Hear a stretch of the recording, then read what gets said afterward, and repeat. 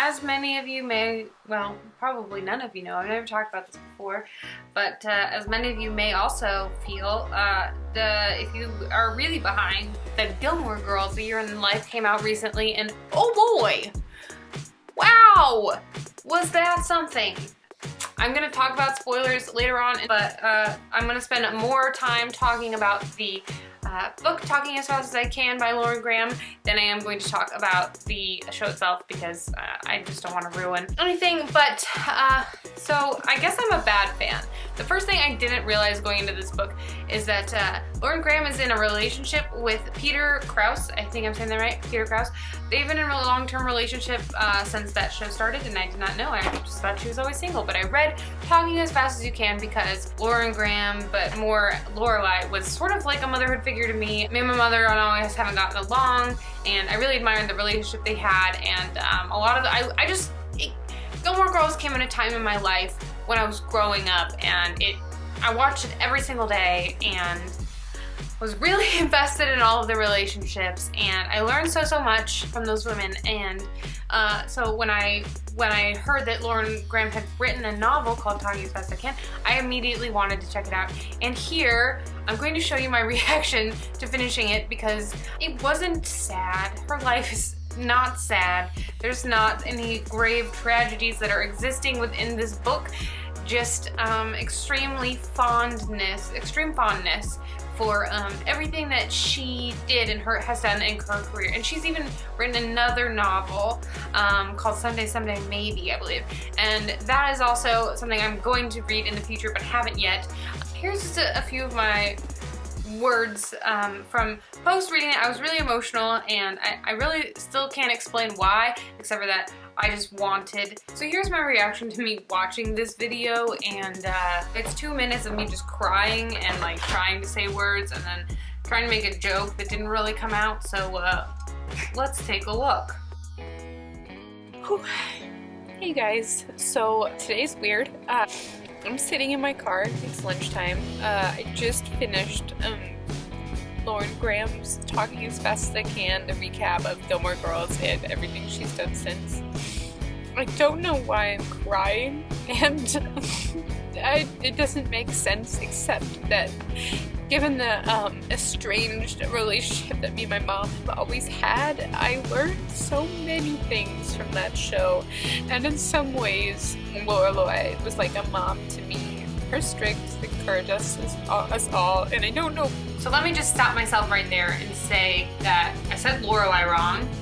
My relationship with my mom isn't as dramatic as estranged, but we just don't get along that well.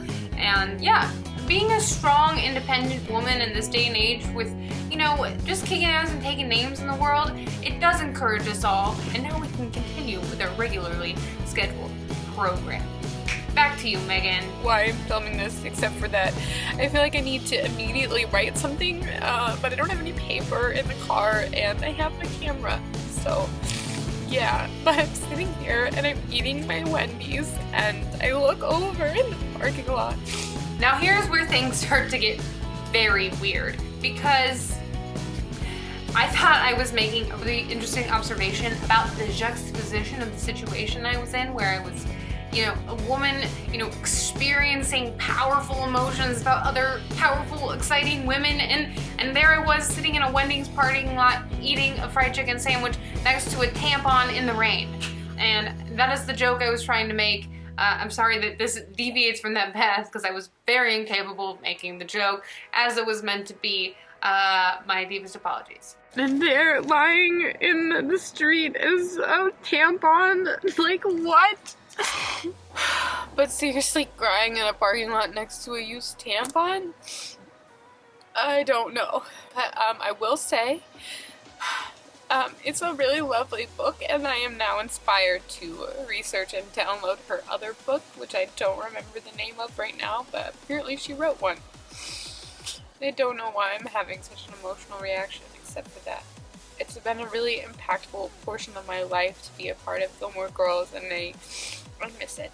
And thank you for being intelligent and strong, and everybody who ever wrote that show. Seriously, thank you. And you're wonderful, and I want to see so much more from you guys in the future, could you just let me know anytime you're writing something so I can immediately absorb it into my psyche? Thank you. And finally, I 100% agree with myself there. Anytime any of the writers from this show, anytime Amy Sherman Palladino or Dan Palladino writes anything, and I know there were other writers involved, or Lauren Graham, or even Alexis Bledel. Anytime you guys write anything, I don't know how to make sure that this lands on my radar, but it should land on my radar as well as other people's radars, because this is excellent, and I appreciate you. In a spoiler-giving moment, I just want to say that the last 4 words of Gilmore Girls, I ain't mad.